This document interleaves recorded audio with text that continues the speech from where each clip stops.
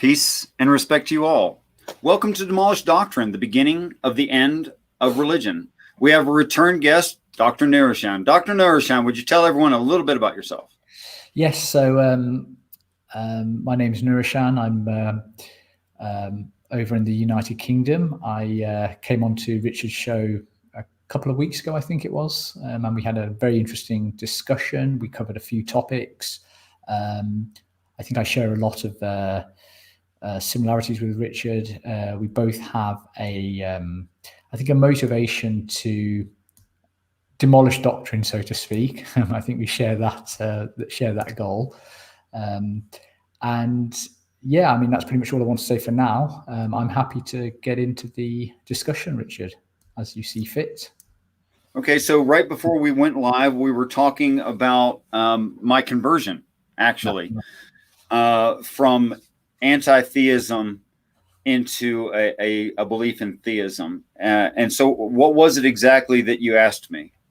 So I wanted to know a little bit about that conversion process, how it occurred, perhaps why it occurred, if you know that, and if you could just explain a little bit about it, because I'm quite interested to know what happened. I suppose the beginning of that is why it occurred, Yes. not what occurred. I think that's the beginning. Why would that even happen? I think in the prophecies that I now believe are true, and I wouldn't have been able to explain this, why I think it happened at all prior to it happening. I wouldn't have known how to explain it. That the truth of religious expressions will start to be clarified when the time is quote unquote at hand, is how it's said in the Christian Bible, although there's like expressions in other religions, saying that, look, this stuff is being kept from you on purpose. You're innocent of it. You're ignorant of it. And that's perfectly acceptable and planned for. But that ignorance can't remain forever. And eventually I'm going to start giving you peeks beyond the curtain. And I think I got a peek beyond the curtain. So the experience of that was, and I was about to tell you before the show, but I thought we'd just go live with it. I was walking past a ridiculous television show that makes bad conclusions based on good information. And that show is Ancient Aliens. And I was just walking by a television set where my girlfriend's mom was watching it. And I heard the word Enoch. And I was going to use her computer to email my siblings, but I couldn't, because I couldn't think of any of my siblings, because the word Enoch just kept repeating in my head. And it really bothered me a lot, and I didn't like it. So I looked up the book of Enoch, and it turns out that in 2002, Oxford University Press, you've probably heard of them. They have a bit of a reputation. They're not big into exaggerating. Did a transliteration, completed a transliteration and published it on the books of Enoch. And so I read it. It's about 180 pages. It's a pretty easy read, but it makes no sense. It sounds like a PCP trip. It sounds like a drug addict just was like out of his mind. That's what it sounds like. And the only thing I could discern from it is that, well, two things, that it sounds Bible-y, whatever that means. It sounded Bible-y to me. And there was a description of a tree. And it describes a tree whose fruit grows on small stems in clusters like grapes, but upward toward the sky. And the tree has a strong odor. And to quote him as he walks toward the tree, and the smell penetrated me to the bone. That's a very strange description of a tree. And I read that description, and a word popped into my head out of nowhere. A word I've heard, but I didn't get that word from the description of that tree. I'm not a botanist. And the word was eucalyptus. And I thought, where'd that come from? That's got to be wrong. So I switched over to Google and I looked up eucalyptus tree. And it's the only tree on the planet that has grape-like fruit that grow in clusters up toward the sky. It's the only one. There's no mistaking it. Not to mention the mention of the odor and how penetrating the odor is, etc., like that. So Enoch actually does a pretty good job of describing a eucalyptus tree, but there's a problem with that. It was not known in the ancient Near East and in northern Africa that a eucalyptus tree existed in those years. So I looked up where the eucalyptus tree was known to be, and it turns out that it's Australia and surrounding islands. Peace and respect, Gavin, speaking of surrounding islands to Australia. So that's where the eucalyptus tree naturally occurs, and it was nowhere else in the world. But those islands and that landmass had not been discovered, 2300 BC. Of course. And the natives to Australia had no story of any invaders. Okay, so then I looked up who the discoverer, the Aboriginals were the discoverer of Australia, but the discoverer of Australia and what year that was, and when it became world news that there was this new landmass. And it was literally more than 400 years after the text was written. Provably more than actually closer to 800 years. So, but easily they couldn't have written the story. So I thought, how can there be this description in the book of Enoch of a tree that no one in the ancient Near East or northern Africa into Ethiopia would have known of? How could they know that? They couldn't. But it wasn't a lie. It was accurate. And that got my curiosity up. Wow. Okay. Well, I mean, it's very interesting. I mean, just on a side note, I thought it was even much later than that, 400, 800 years ago. I thought Australia was only in the last few centuries. I am lowballing everything I said. Yeah, so that's understandable. So how do you explain that information coming to you or popping into your head like that, if at all? I mean, do you have any explanation for it? Well, I think the key word is information. I mean, the reason that I believe that you are not me is because you express a different mind than I have. You have different thoughts and ways of looking at things. You use a different sentence structure than I would use. And for all of those reasons, I think that you are an intelligent who is not me. But I can always say that about information. If I gain information that is not structured as I would structure it, that is not within my learning, my past learning, that is not within my course of study, that I couldn't have run over by accident and just happened to have learned it and remembered it for whatever reason. If all of those qualifiers are met, then I think that's a being not me. A being who's giving you that information, or a being Obviously, yes. They would have to be voluntarily deciding to give me information. Okay. Yeah, I mean, that's an interesting take. I mean,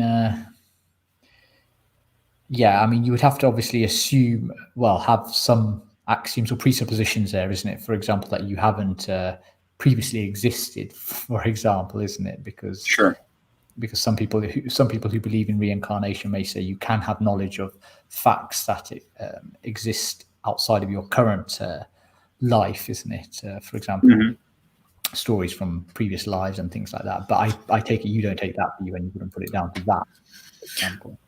Well, I think that on those topics of reincarnation and just generally everything related to that higher self, lower self, all of those kinds of ideas are a perfectly good explanation of what we experience.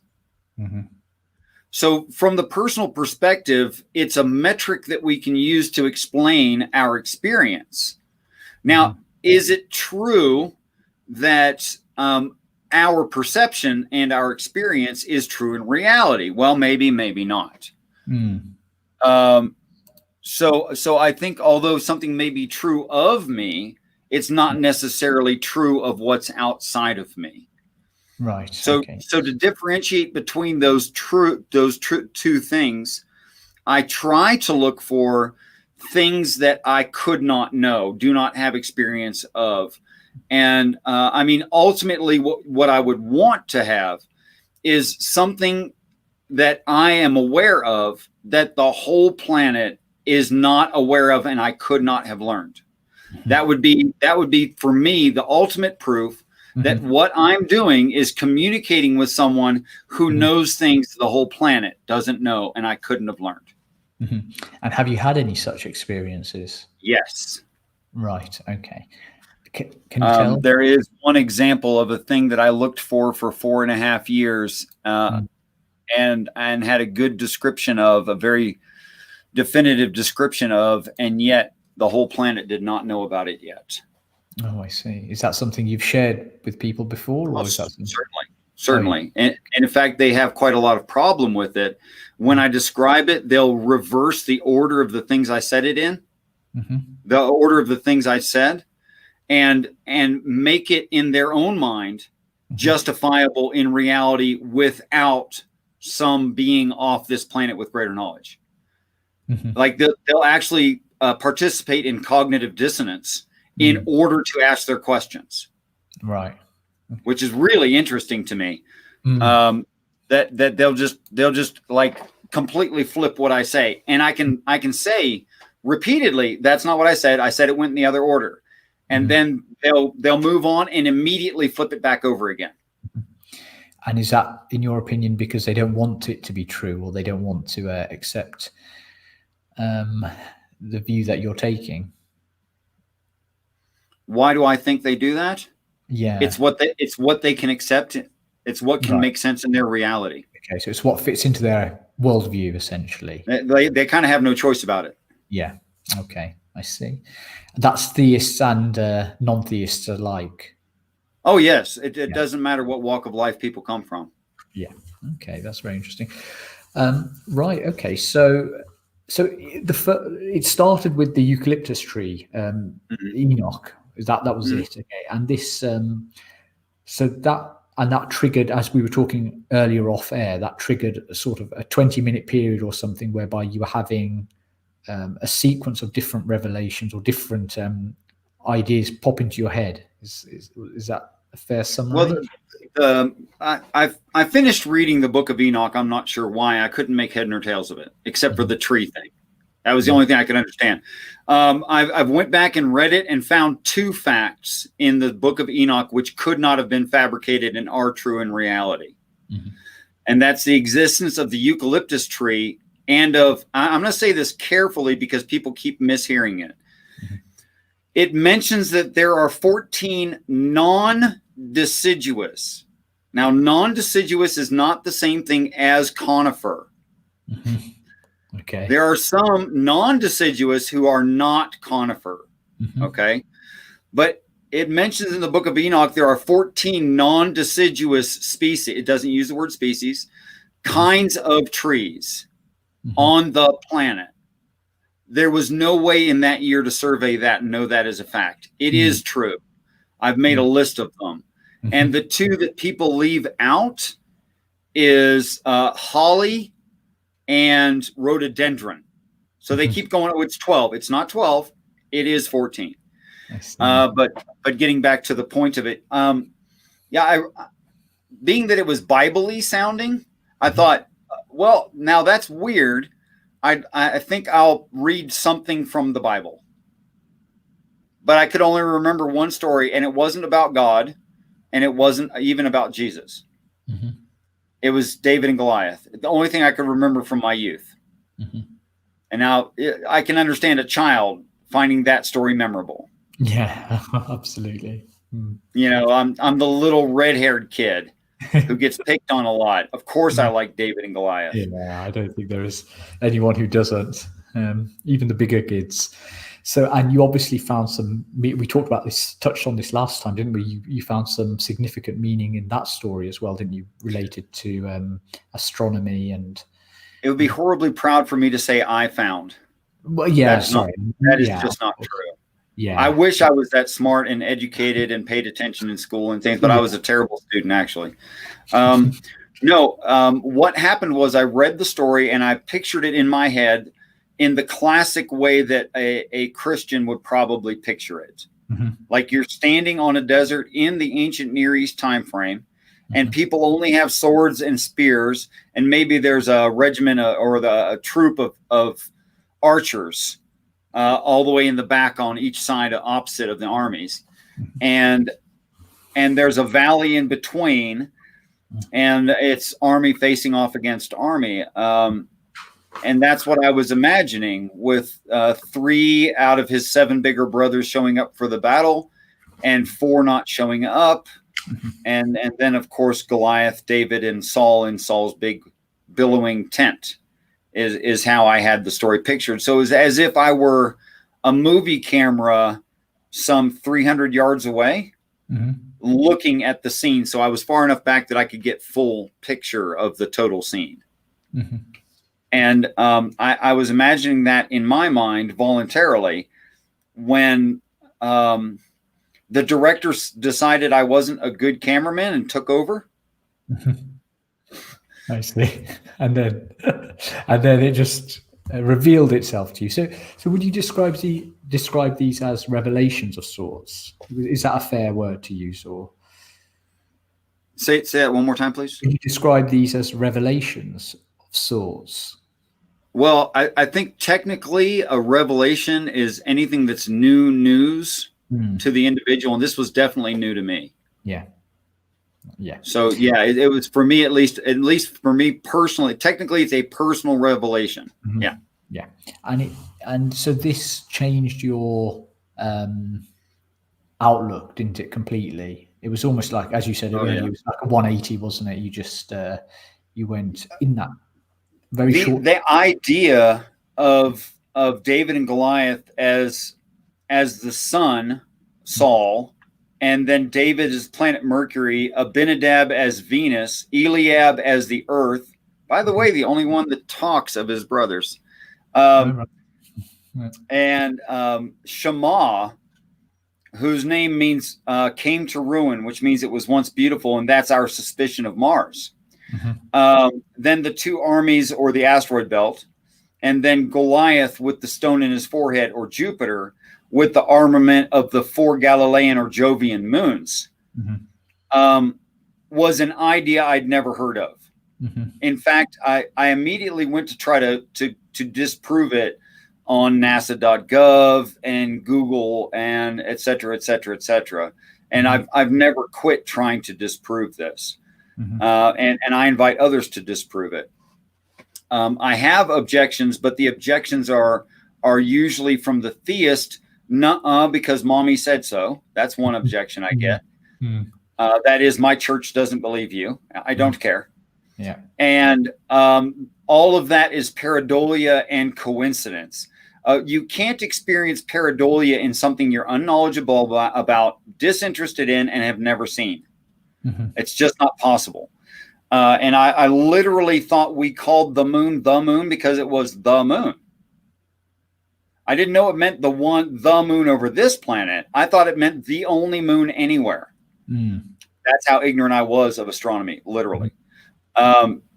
So I could not have imagined the armament of Goliath representing moons I'd never heard of and didn't know existed. Yet I in my opinion, which this is an opinion, I think I have better pictures in my head than NASA has, actually. They're closer and they're clearer. So I think I can't fabricate that. No, absolutely. So how did this all affect you? I mean, how did this change your perspective? What was the mechanism by which you suddenly converted, shall we say? Well, the first thing I did was fight it with all that I had.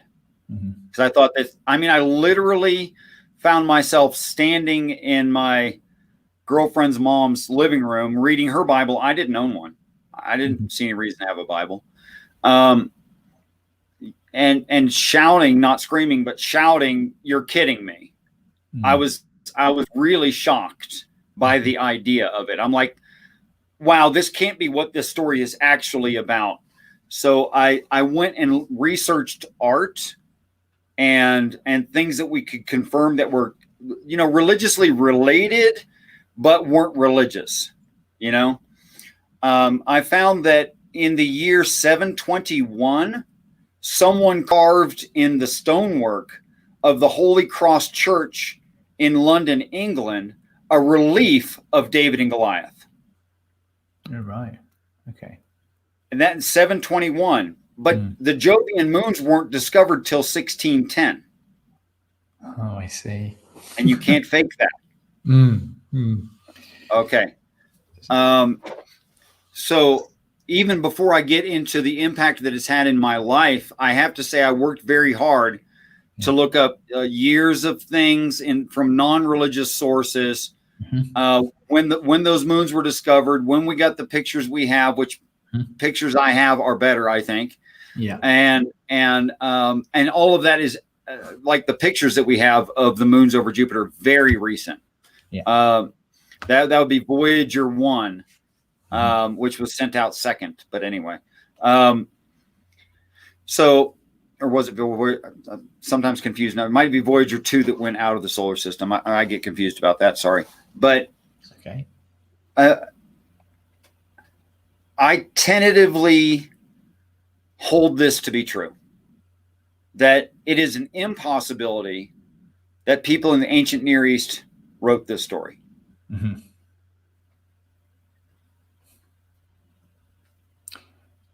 Why would you say that, though? I mean, couldn't they have had some revelation or some, I suppose, divine inspiration themselves to write this? You're right. I should say author.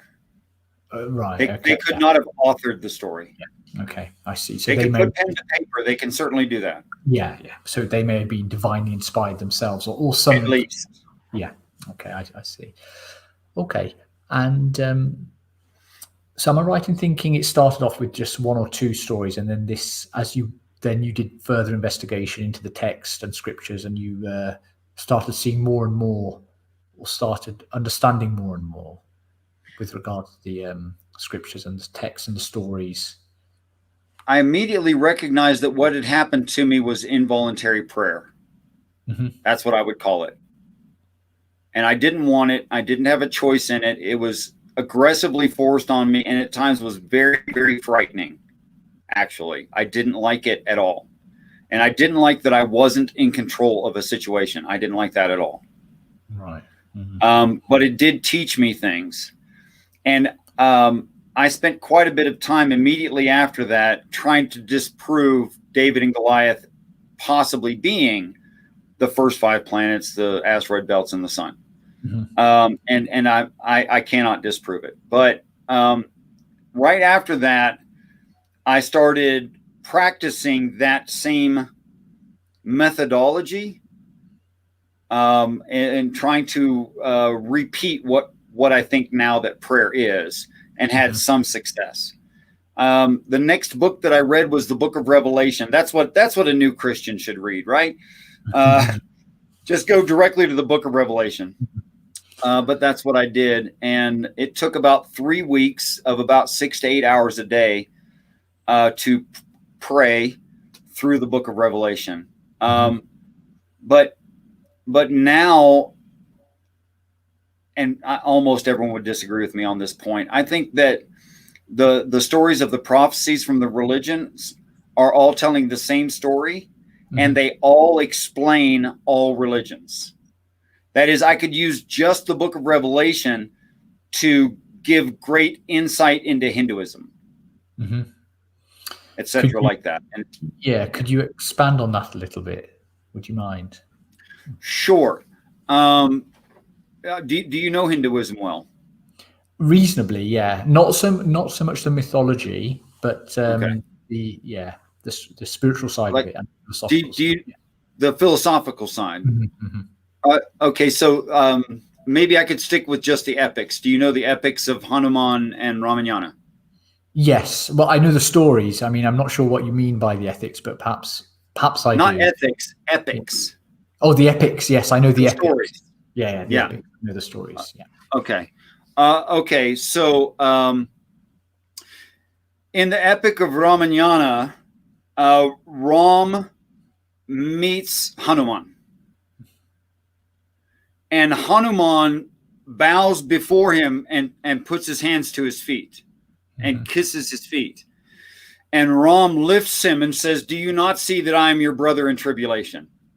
Essentially. That's a line from the Bible as well. Where? It's literally that line. "Do you not see that I am your brother in tribulation? Do this not." I see. Is that in Revelation? Is it? I think it is. Well, it's several times, but it is included in the book of Revelation. I see. Okay. Wow. Okay. So it's the same. I see. Okay.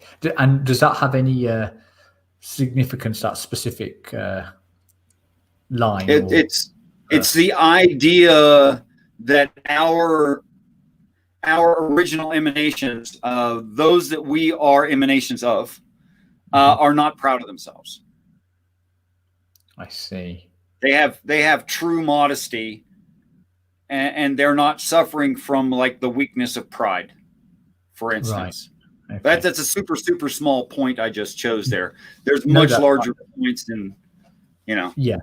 Okay. Well, no, that makes sense. That I think that's a good. Like, for instance, when Ram is rendered dead by the snake arrow, the venom of the snake arrow, he and Lakshman are both dead, and Hanuman, who can fly, and Ram and Lakshman cannot fly.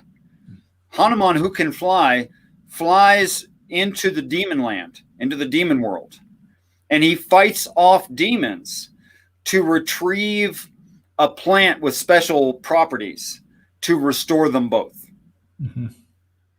Yeah, that is what Gilgamesh does with Una-Apishtim. Oh, right, I see. And I could just keep going like that. Okay, so lots of similarities. Or I could say that when Christ is dead 3.5 days, he visits hell. I could say it that way. The same thing. Yeah. You could just tell the same story, a multitude of ways. Right, I see. Okay. I mean, I can tell you David and Goliath in astrology, astronomy, Christianity, and Greek religion. Okay. Just for instance. Yeah. Okay. And it's most definitely the same story. And I'd like to say that I've had the time to look into every religion and find every of the same story in every religion. But there's a lot of religions. Of course. Yeah, of course. So your take-home message from all of this is that all these religions are saying the same thing through these variations of the same story, essentially. Sure. Yeah, and they're conveying the same message. But they have to be explained in different language because of different social structures. Of course, yeah. Like, as an American, if my feet were glued to a city street and a city bus were coming at me, and a herd of cattle was stampeding, probably because of some wild animal or gunshot or something like that, then and one of those cow knocked the bottom of the skin of my feet off but saved my life and got hit by that bus, then I'm going to look for what started the stampede. As a religious Hindi, that might be my uncle. Yeah. Okay, so that's a very different story, though it's the same story. Yeah, I see. Okay. Yeah, no, that's an interesting position. Right. Okay. So your whole life changed from this, presumably from this this revelation, as we put it earlier, this personal revelation, didn't it? And since then, am I right in thinking you've begun an inquiry into world religions and scriptures, and you've tried to understand these the messages being conveyed in them more and more, and you've, in doing so, you found more and more consistencies and more. Is that fair? I've kind of given up Okay. Because there's too many religions. Mm. And everywhere that I looked, every religion had every story that I looked for. Mm-hmm. So although it's not even a good sampling, as far as percentages are concerned, but because I see 100% overlap in what I do look for, I've kind of stopped looking. Yeah, and I think that's reasonable, isn't it? I mean, if you, It is for me. Yeah, exactly. Even if you look at just 20 texts and you find 100% correlation, then that's statistically significant, isn't it? It should be. Yeah, it doesn't mean you have to keep going.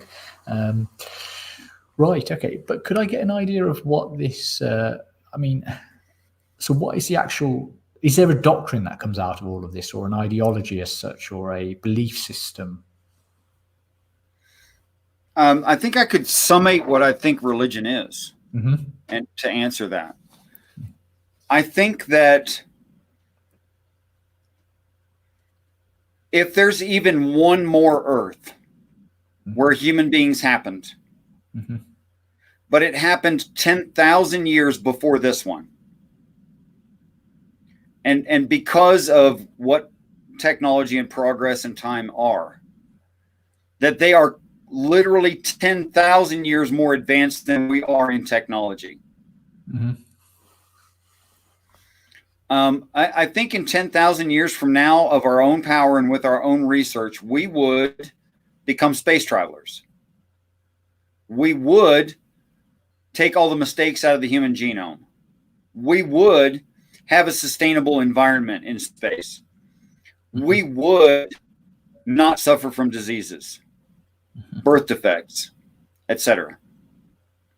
And what I am seeing in the stories is there are humans in the universe who already did it, and then they visited here a couple thousand to a couple 10,000 years ago and told us about their life. Okay. And for what purpose, if any, did they do that? I think one of the eventualities of our ignorance is that we will make a catastrophic error sometime in the future. I see. And we will kill ourselves off. And we need saved from that. And I think that's what saved means. So you think in these scriptures, they're giving us the keys to saving ourselves? Is that no? They're describing an intervention where they save us. I see. Okay. Kind of pulling our fat out of the fire just before it's gone. Right. Okay. So, so just to summarize this, so what we would say is that these major religions in the world have, shall we say, misinterpreted these scriptures and have created these so-called religions fallaciously. Is that correct? I don't think the practitioners did that. Okay. I think it's like government and propaganda. Of course, any intelligent government is going to use information and misinformation to get what they need and want. Yeah, I can agree with that. Absolutely. And they're going to advertise the parts that do them favors, and they're going to leave out the parts that don't, just like anybody would, but as an organized effort. And what I mean by that is I believe that Satan is a real being who is the God of other beings like himself. And they have attacked truth. So yes, I'm saying that people pray to Satan as well. Okay. Okay. And when you say Satan is a being, a human being? No, I don't think it's a human being. Okay. Could we describe Satan as an alien organism of sorts, or would you say it's a supernatural phenomenon? Here's something that Christians are going to really object to me saying. I think evolution happened somewhere, sometime. It resulted in an intelligent animal who started manipulating its environment to make its environment more hospitable to itself.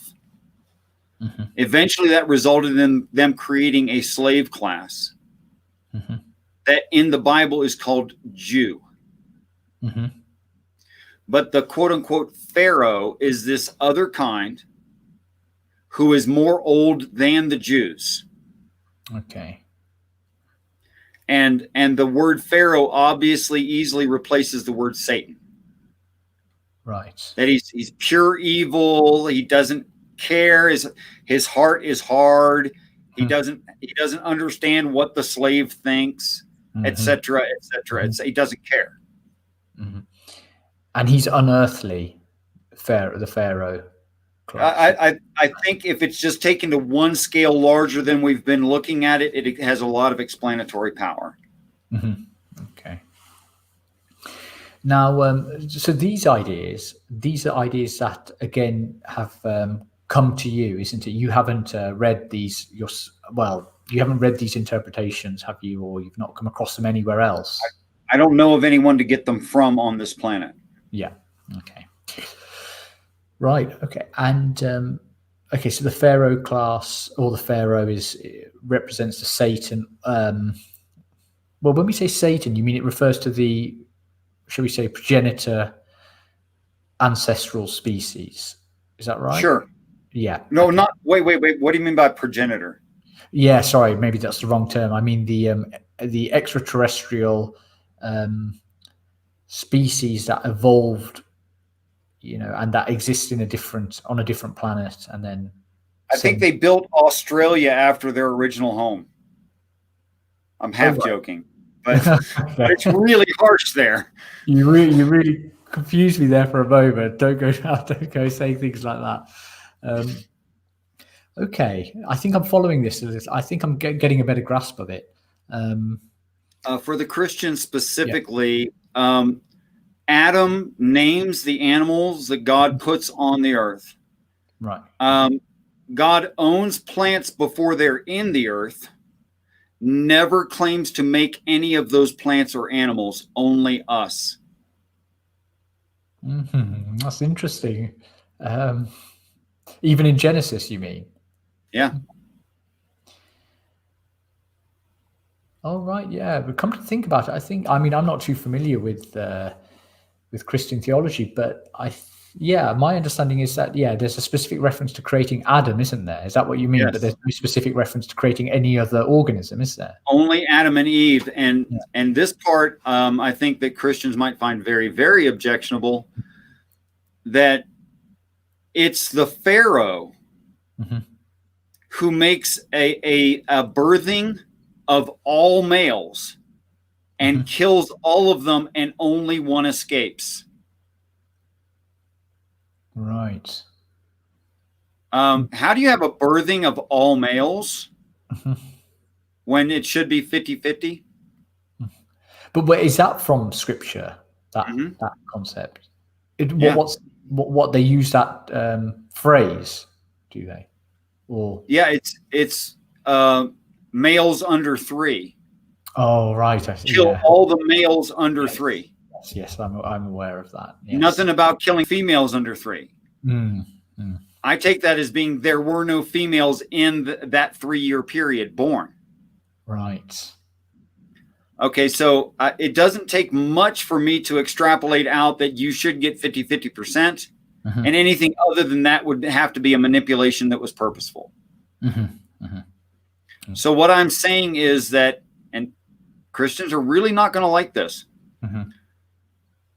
that human beings are an accident, and that the first human being ever in the universe has no mother, has no father, has no lineage, is the first of its kind, created by Pharaoh. I see.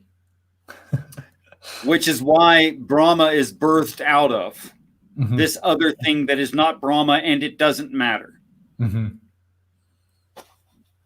And so I take it this model actually excludes biological evolution on this planet, doesn't it? For at least for the I human. think we see samples of that.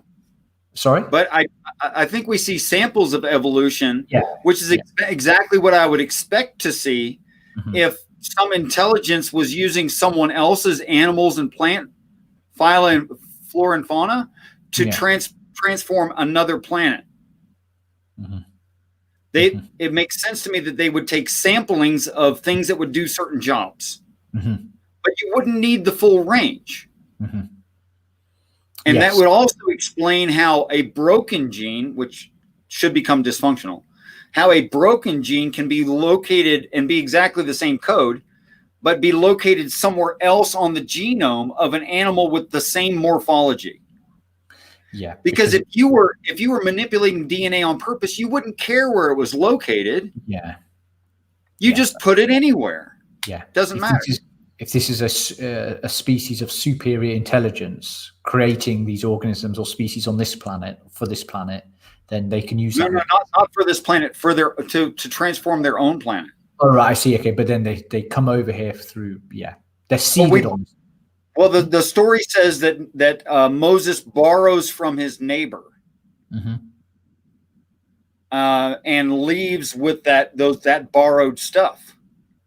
Oh, right, I see. Okay. So he takes an amount of slaves with him under objection. He has to fight for it.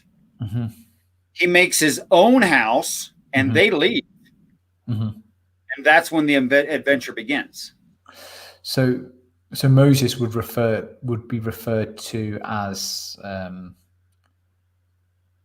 one of these extraterrestrials as well. Is that right? I feel like extraterrestrial, but we're the same kind. Yes. Okay. Yeah, I follow. Okay. But because my next question was, but I think you've somewhat answered it. Is this part of the story? Is this what you're inferring, or is this what you're getting directly from Scripture? For example, because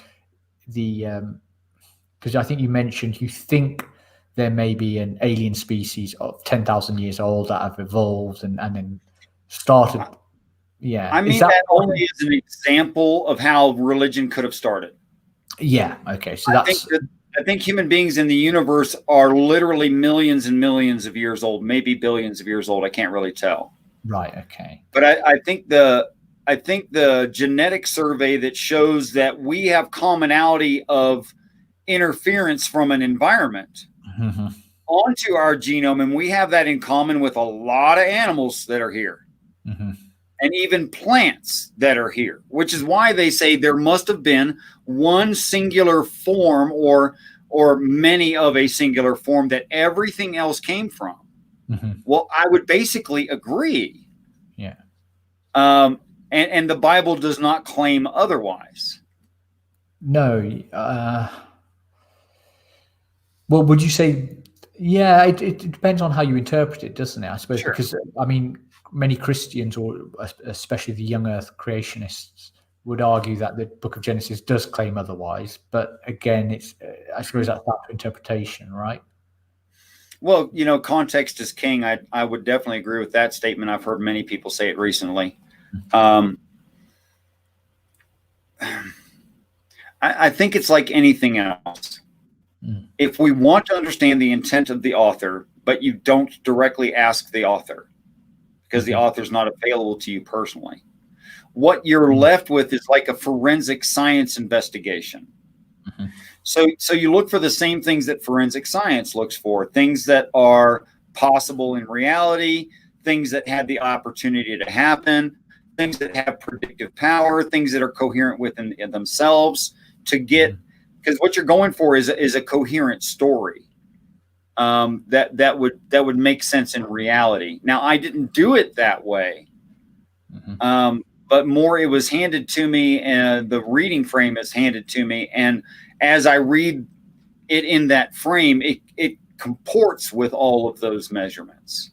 I didn't think to use those measurements, not at all. Right. Okay. And how do you? What is the purpose of all of this now in your mind? I mean, what is the meaning of this information that you have? and the purpose of it, if any? God and human beings living in outer space don't give two halves of a crap about religion.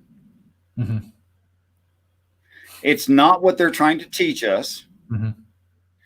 They're only trying to tell us that they're going to pull our butt out of the fire some one of these days. Yeah. So, okay. And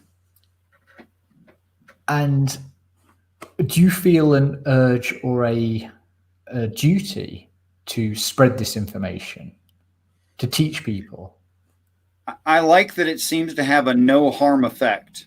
For Mhm. instance, the Christian says, some Christians, not all, says, because you can't get two to agree, that one day there's going to be 144,000 people who disappear off the face of the earth without explanation. And they're going to come from several different walks of life. They might not even know, they might not all know each other, or very unlikely would know each other. Mm-hmm. And those will be the saved. But what I see the story describing is an uncountable number of beings showing up physically, scaring the crap out of us. Mm-hmm. I would argue with people there's no such thing as the outside of love, Mm-hmm. or if they need the example, the outside of indifference has no color, no shape, no decorations. Mm-hmm. There's no such thing as the outside of an ethereal place, an ethereal place. Mm-hmm. Yet the stories describe the outside of this object or this series of objects. So I think it's talking about real solid things. Mm-hmm. And that arriving to the planet with them in it and them literally condescending Mm-hmm. and like coming to the planet itself, which it gives, that's one of the things I like about the Christian Bible. It goes into great detail about the sizes and measurements and decorations and coloration. Mm-hmm.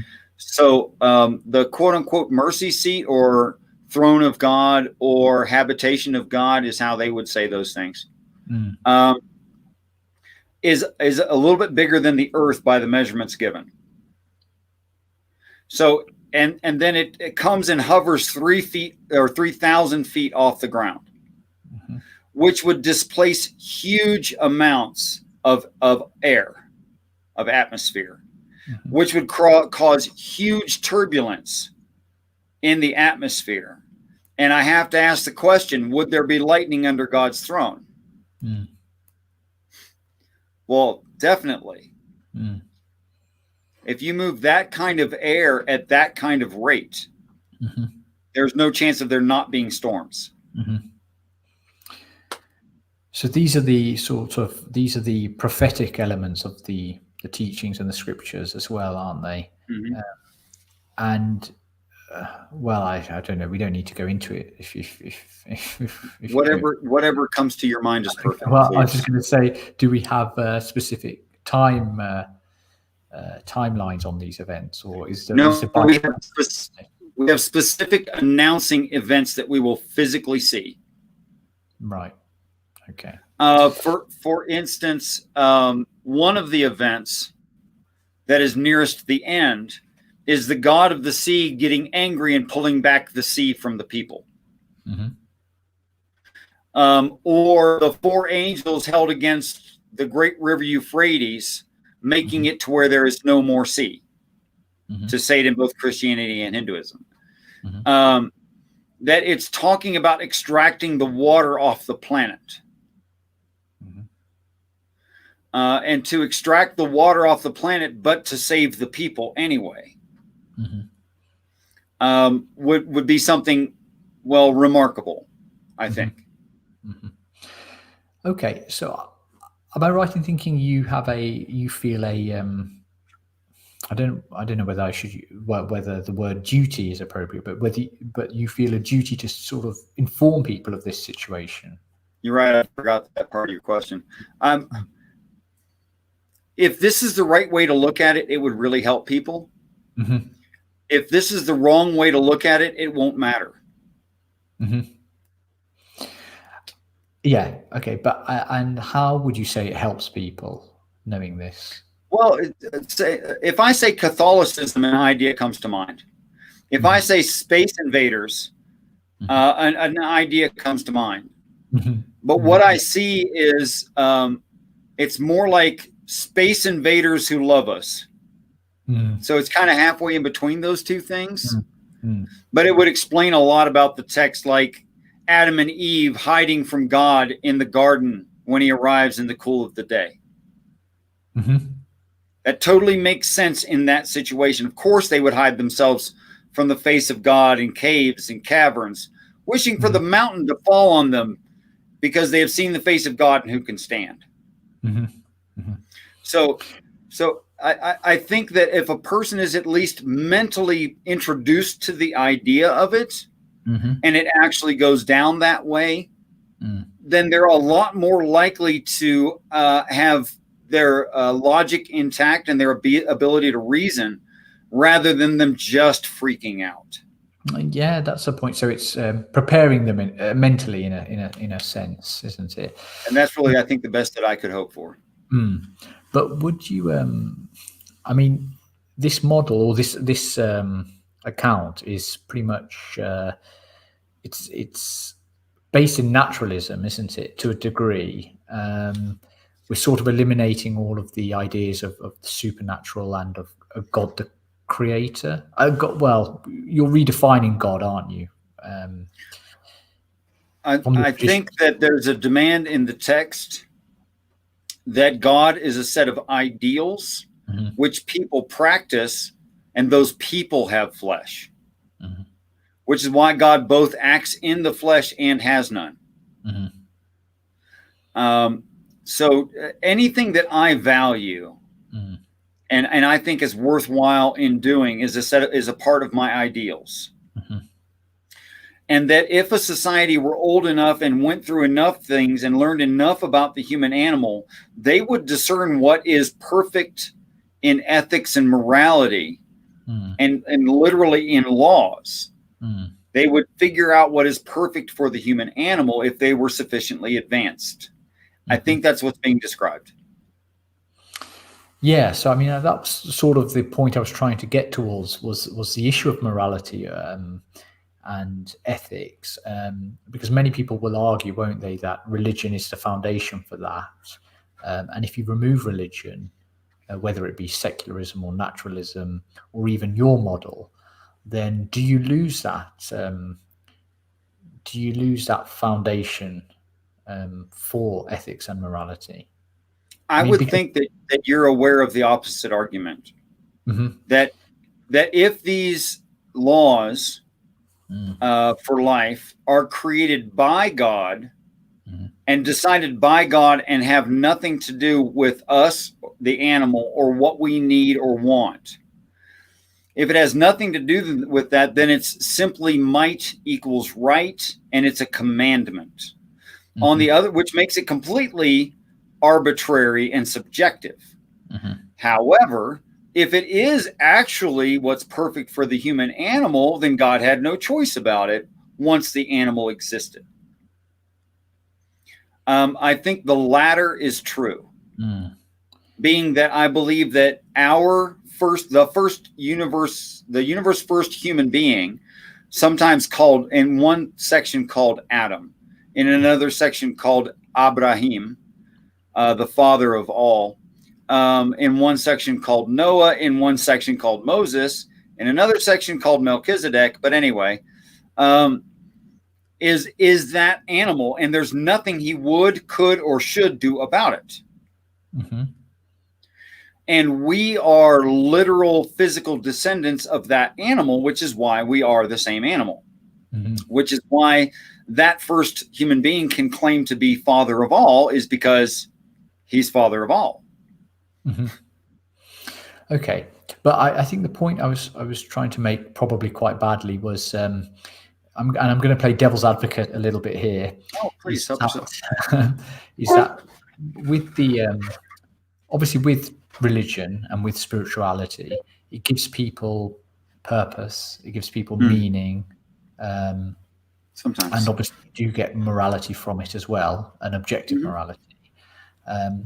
Now, with your model, if you replace religion or spirituality with your model, essentially people, I mean, that's all taken away, really, isn't it? It's just a prophetic knowledge, isn't it? It's just giving them knowledge about something There are no divine commands. Sorry, there are divine commands. There are no divine commands. There are no divine commands, exactly. So I suppose anything goes, everything goes. Well, no, that's not fair, actually, because I think you can still create a good, moral society on humanist values and principles. Absolutely. You? Yeah. But what I mean is, it is more likened to an atheistic, naturalistic model in that sense, isn't it? In the sense that we don't have any. I think God is an atheist. You think God is an atheist? You said, sorry. I think the first human being ever is an atheist. So, so perhaps would you like to maybe touch on the morality subject? So, I presume you're. So that'd be a great book title, wouldn't it? God's an atheist. Yeah, I think so. Yeah, it would. You'd probably sell a million copies of that one. So, could you give me the grounding for the morality that would come out of your system? Does it come from God? Well, when I say God, it comes from the original creators on what we referred to earlier as the extraterrestrial species. The only thing they claim to create is by birth, us, and by terraforming this earth. All that is claimed that's created. Well, there's one other thing. Pointed out the constellations. That's important to some people in some stories and some time frames. But pointed out the constellations is the other thing.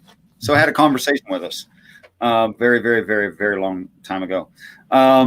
And that the word God in the text where God put Adam into a sleep would be a direct reference to Pharaoh or Satan having done something. That he made Eve an equal for this brand new animal that has no lineage, which it would want and need, of course. Okay, but what is their intended purpose for us, if any? Reveal the truth of the universe. Okay, but does anything? Is there a belief system in here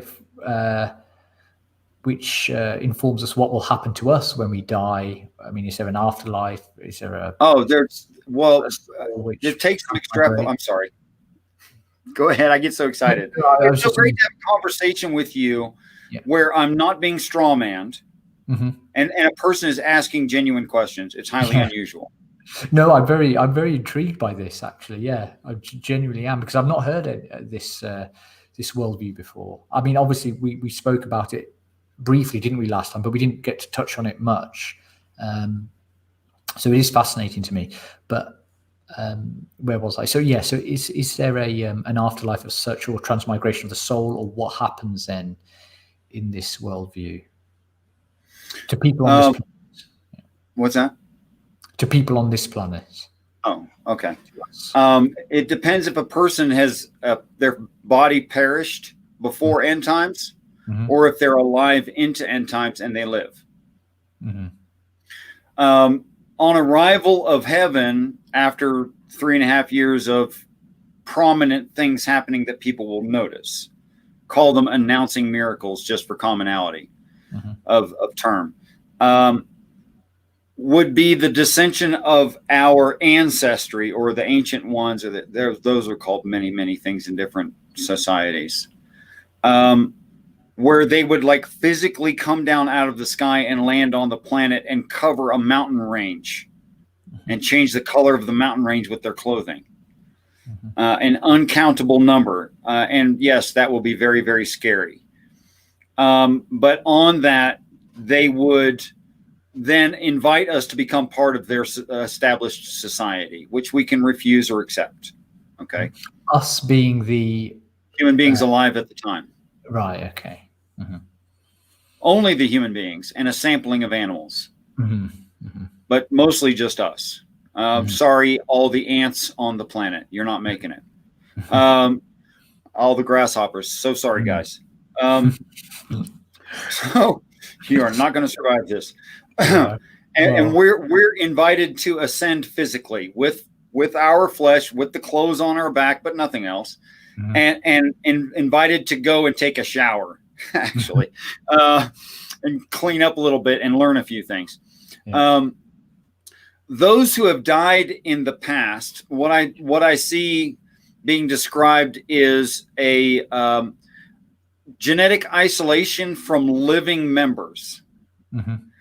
And a reorganization of existent genetic material to recreate through artificial insemination exactly that person. Wow. Okay. Using actual ovum in women. Right. Viable ovum and women who are, healthy and able to recreate our past people. Wow. Okay. So even you and I, for example, could be recreated in some form. Is that what you're saying? If we die before, if you should die before end times happens, and on some emotional, spiritual way, you meet God and become convinced and accept that there is God, then the process begins to isolate your genetic material. Inject that into a living ovum and recreate you.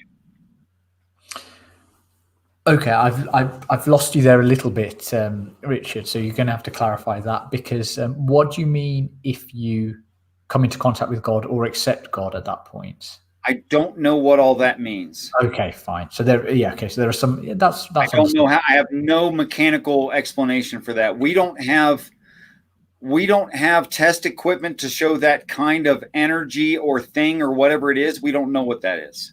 Because I initially thought you were just implying that the genes could be retrospective. Well, our genes, for example, our DNA could be used to recreate us. If a person dies. Yeah, if a person dies, but you don't need the whole spiritual belief or the whole, shall we say, not worship of the God, but acceptance of the God species. You could just. So here's the conundrum. As far as I'm concerned, here's the conundrum. It's a valid point to say, "Oh, I was born in India, and the default position is Hinduism because most people are Hindu in India." So it would make sense that I would be a Hindi from India. But I kind of didn't have a choice about it.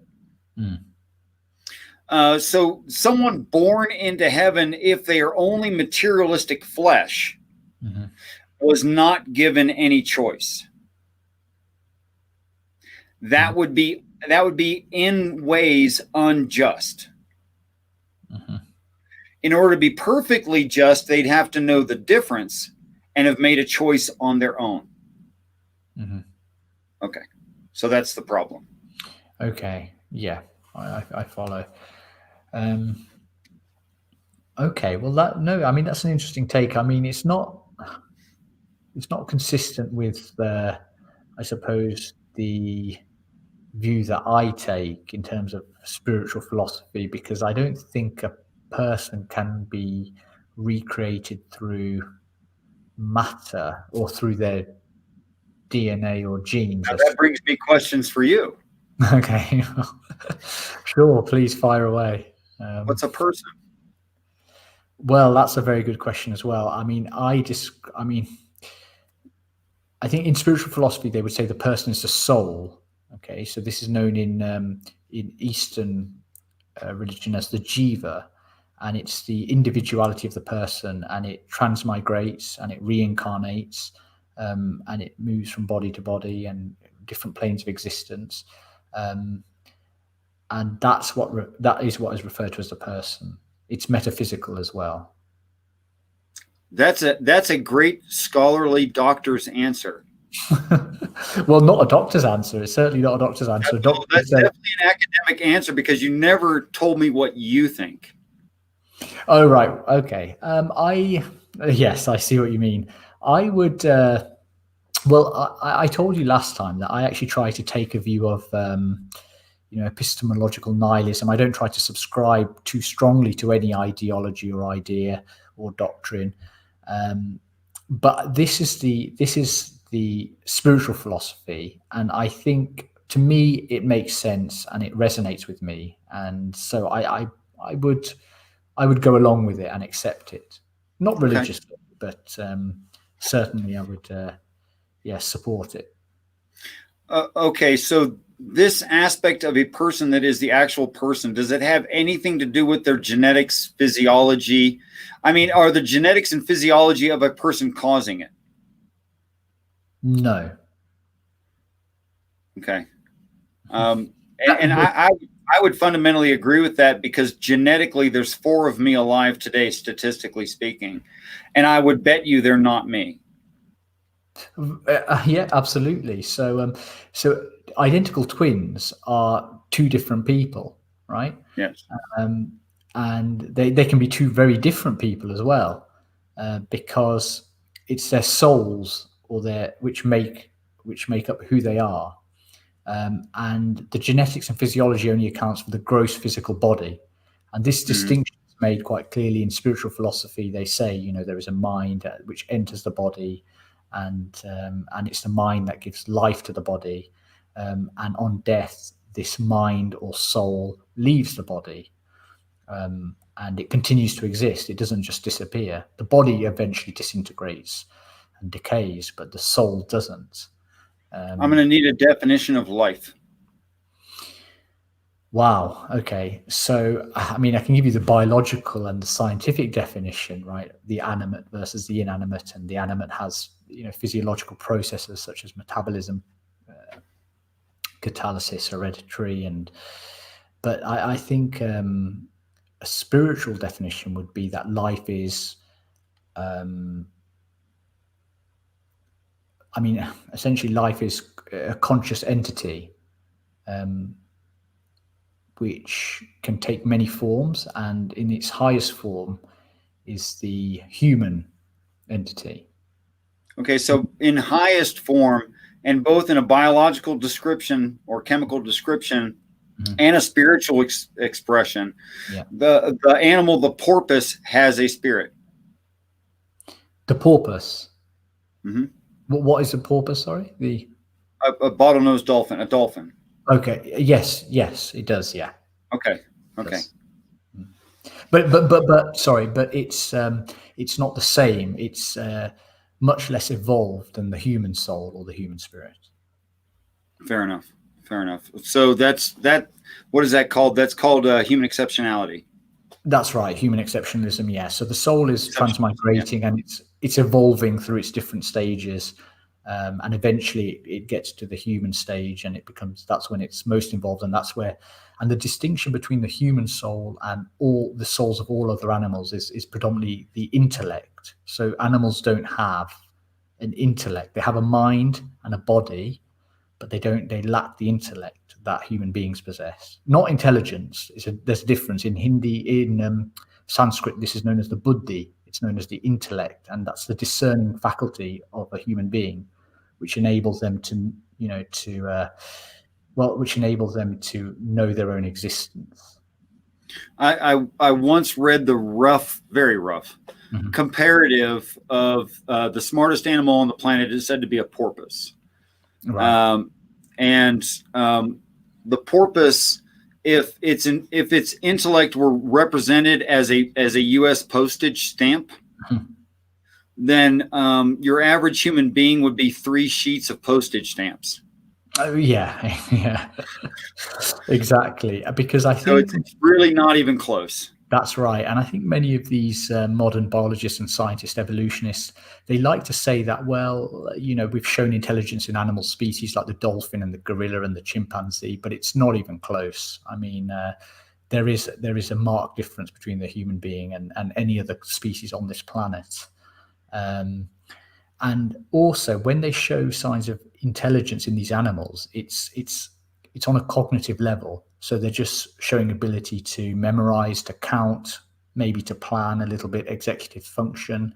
But when we talk about intellect in a spiritual sense, we're talking about that ability to exercise yourself over your own nature, right? That ability to reason, that ability to conceptualize, that ability to understand great concepts and have discussions like this, to philosophize, and that ability is, I mean, there's no evidence that it's available, that it's present in animals. I mean, of course, there's an argument to say it might be, but we just can't discern it.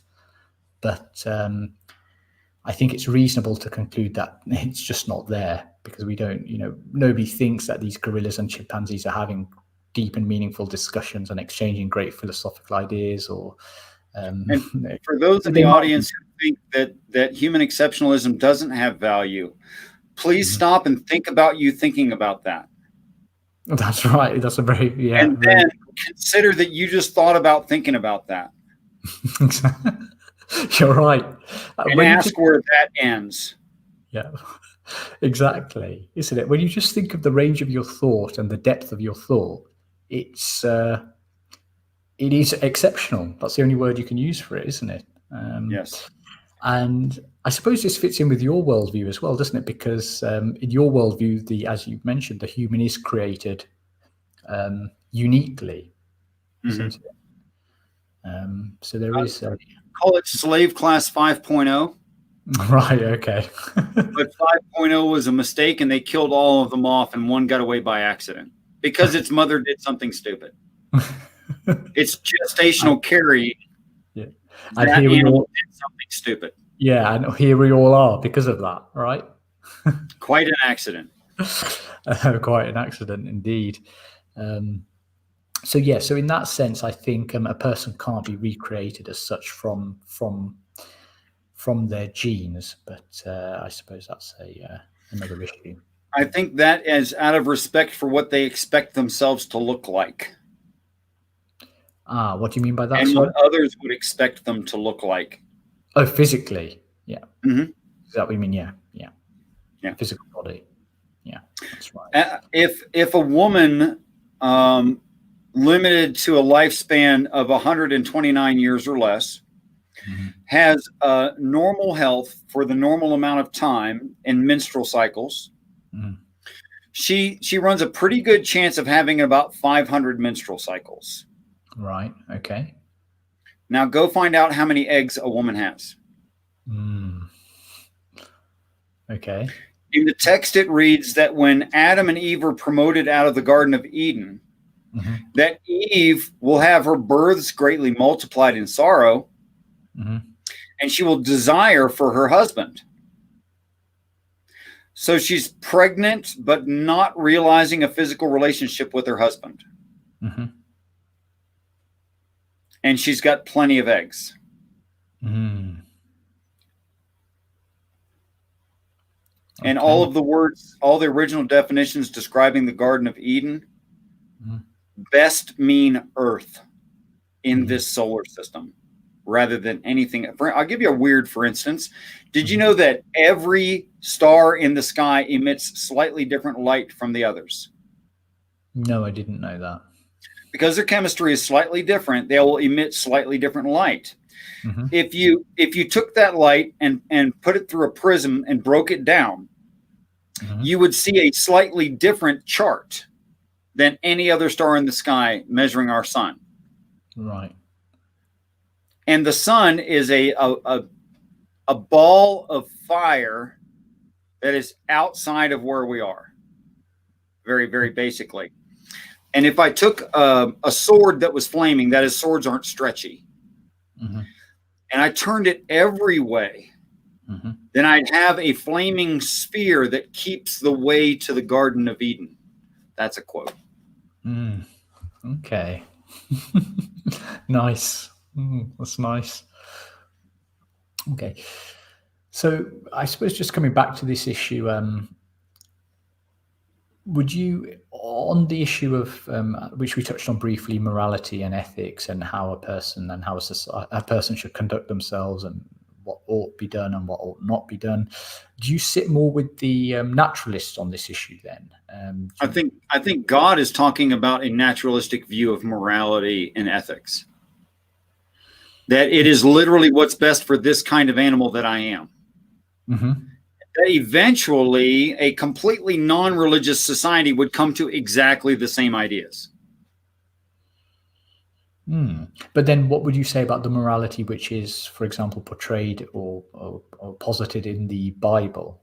You know, the Ten Commandments and the... Well, that's actually quite interesting. I don't understand. I didn't understand. I've talked to enough people now, I understand why. Mm-hmm. But I did not understand on reading the Ten Commandments mm-hmm. that when I spoke to somebody about it, they'd have a different view. That didn't make any sense. I don't know how you could have a different view than the following. Mm-hmm. That the Ten Commandments are declarations of inability. Mm-hmm. They're things you can't do. I'll give a light example, although we could go through all of them if you like. Mm-hmm. Thou shalt not steal. Mm-hmm. Because Brahma claims the entire planet and you can't get anything off of it, mm-hmm. thou shalt not steal. Mm-hmm. I mean, maybe NASA can. Yeah. But okay. I can't. Mm-hmm. Mm-hmm. Okay, so it's a declaration of inability. It's not a demand of behavior. Yeah. It's not a commandment or an instruction, or you ought you ought not do this. Right, I see. Descriptive, not prescriptive. Mm-hmm, mm-hmm. Yeah, okay, that is one way of looking at it, and I suppose you could use that also for thou shalt not murder. That's right. You can't, because God can restore a body.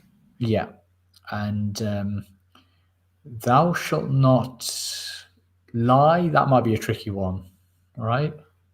Oh no, it's not. No. No, we're not responsible for our misunderstandings. And we honestly believe the things that we say. Mm-hmm. So as a prediction and an inability, we are not able to lie. Well, I don't know. I mean, we can make errors, can't we? And mistakes, but lying is that, I suppose, is that act whereby you intentionally deceive someone, right? So right. But you would argue you can't do that. No, you can't.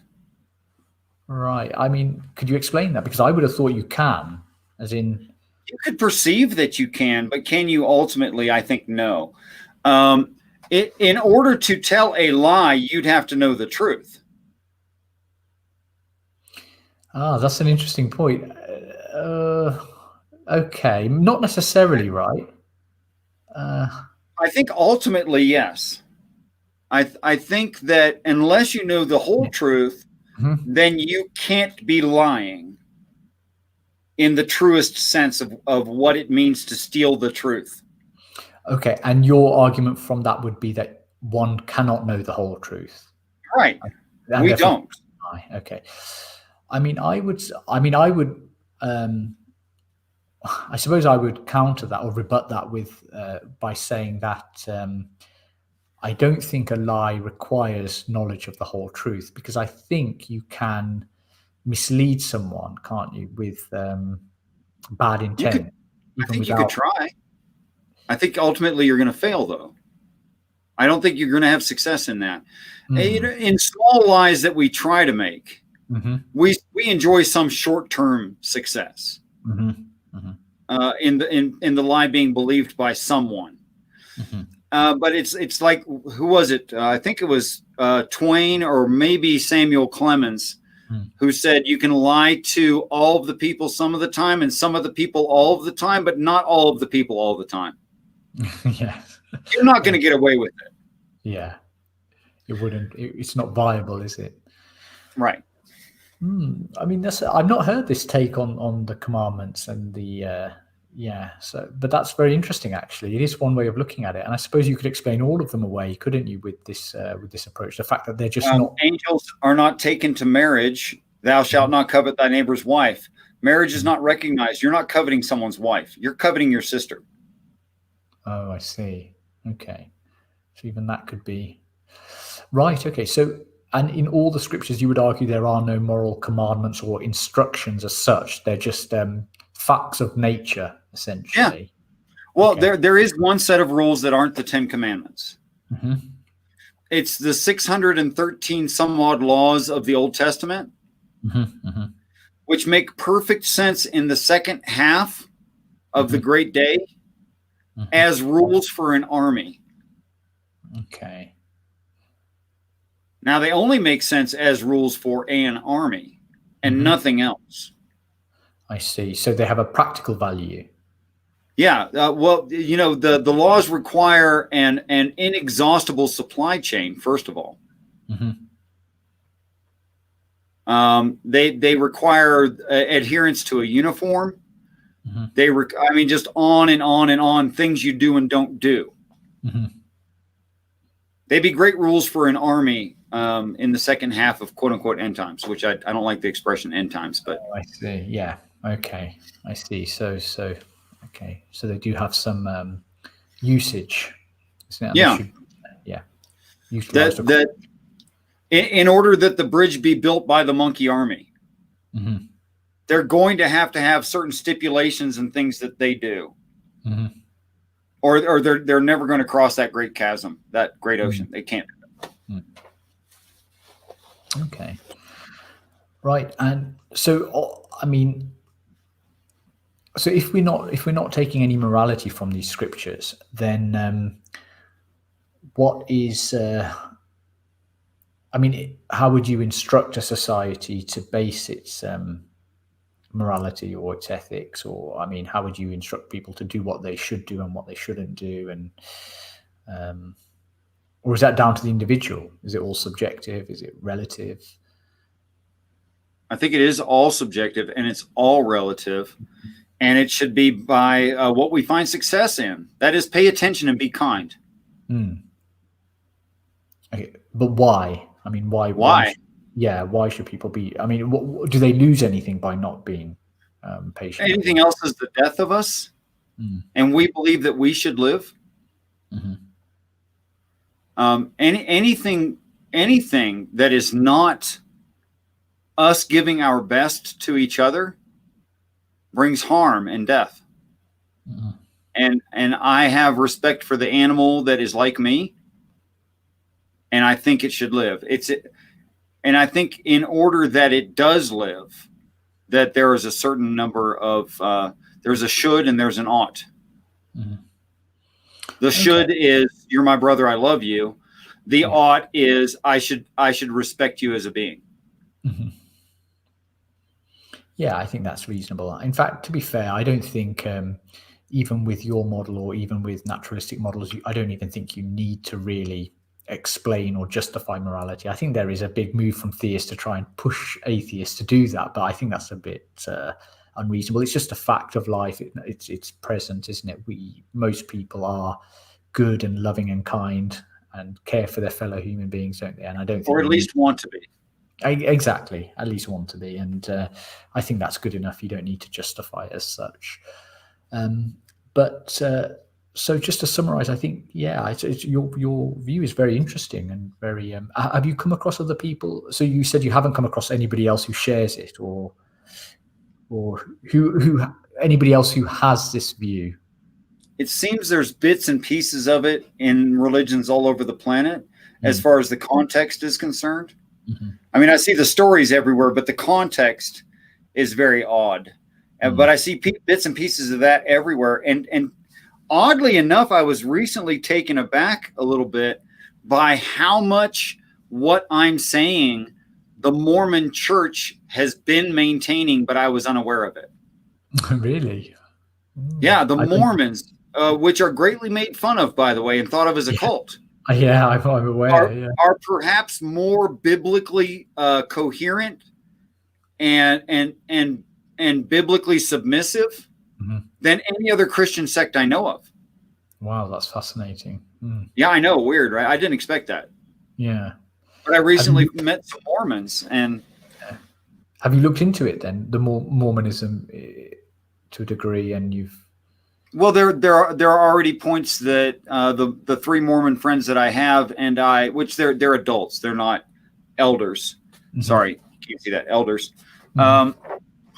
They're not Mormon elders, which are youngers, which confuses me.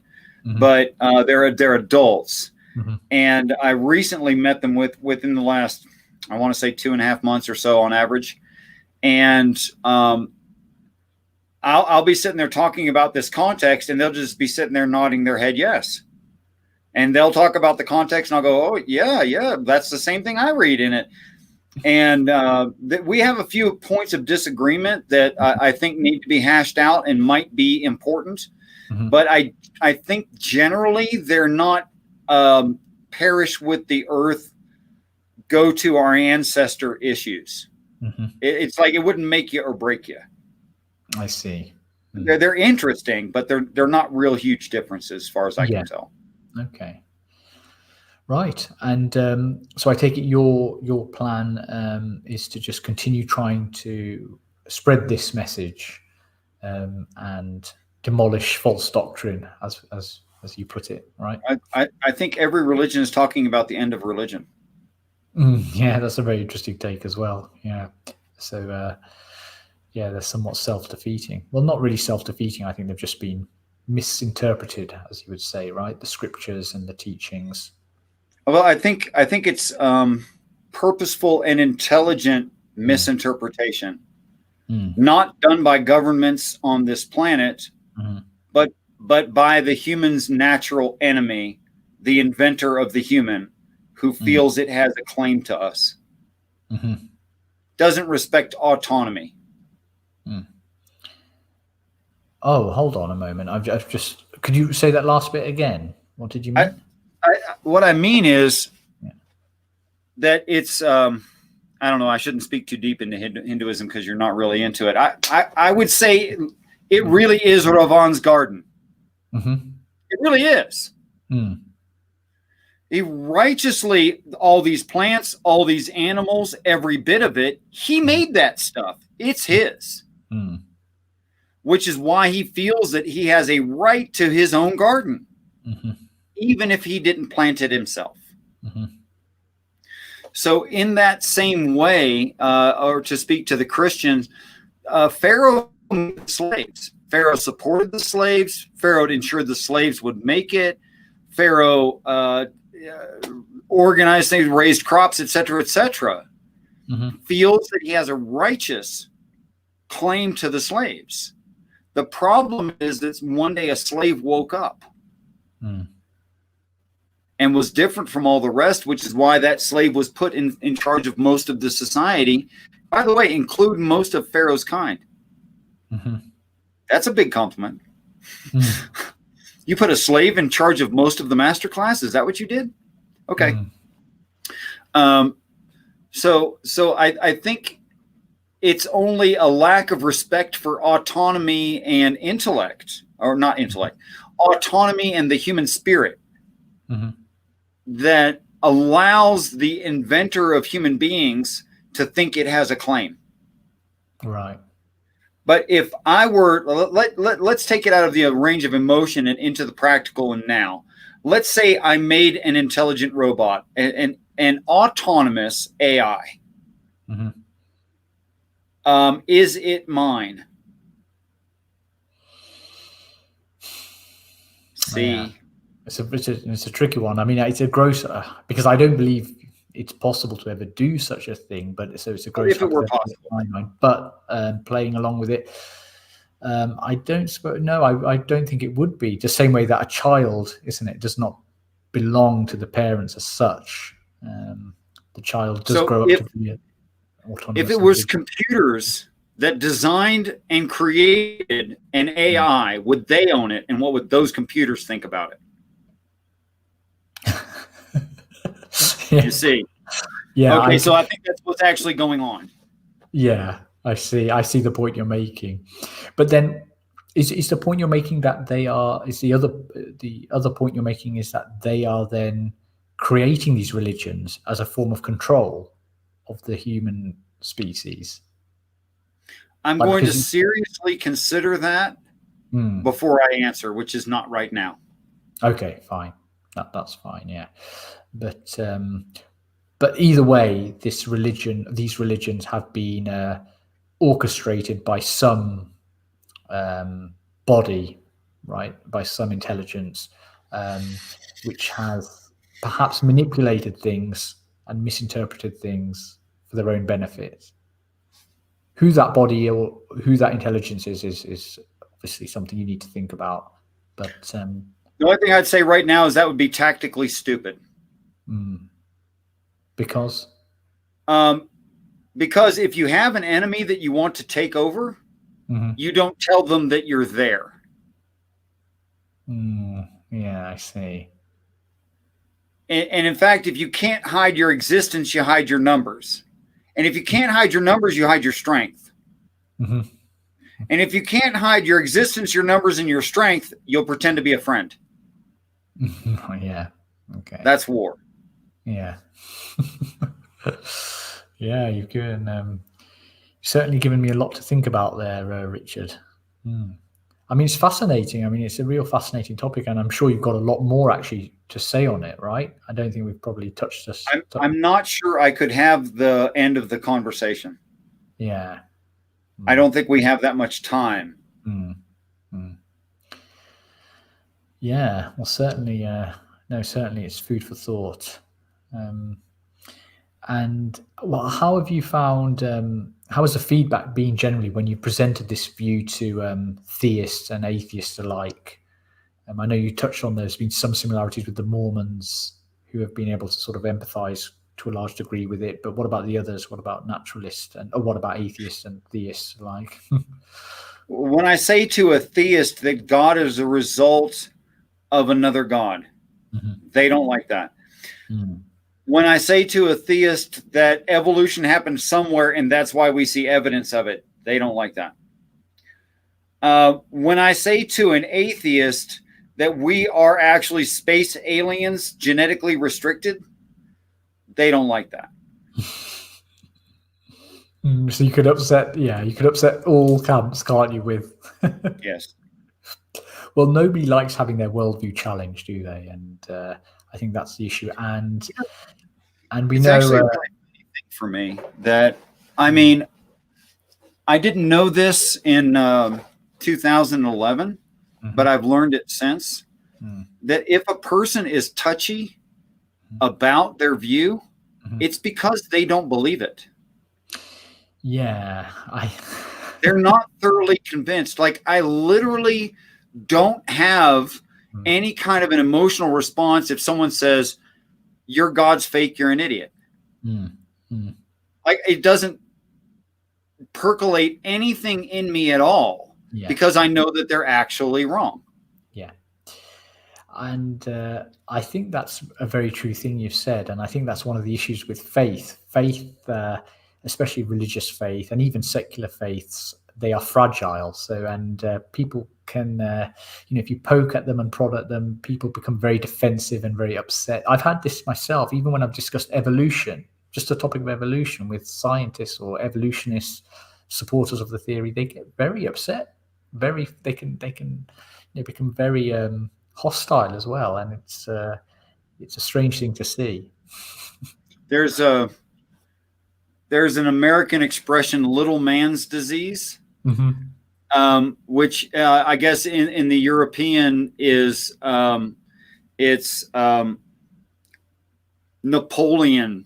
Yeah, short man syndrome, they call it. Napoleon's syndrome, yeah. Napoleon syndrome.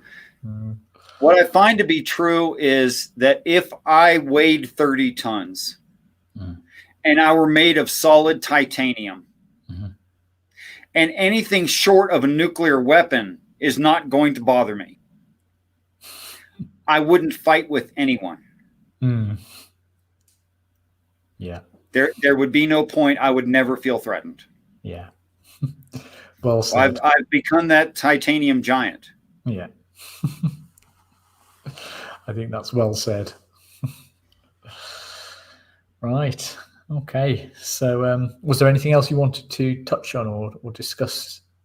Just everything, but we don't have time today, do we? Unfortunately, time is limited. It's quite late over here. But And I should let you go.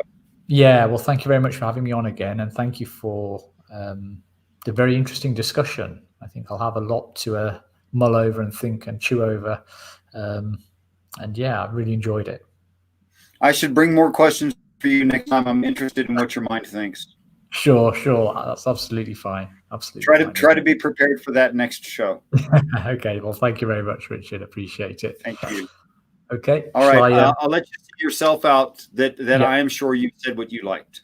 Yep. Brilliant. Okay. No, well, thank you very much again for having me on. And yep, I'll stay. Yeah. I look forward to hearing from you. Peace and respect, brother. Take care. Bye-bye. Well, guys, that's the end of the show.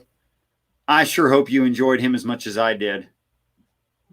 Very interesting mind. Very interesting indeed. Well, I want you all to know that I look forward to the day that we're all great friends. Peace and respect to you all.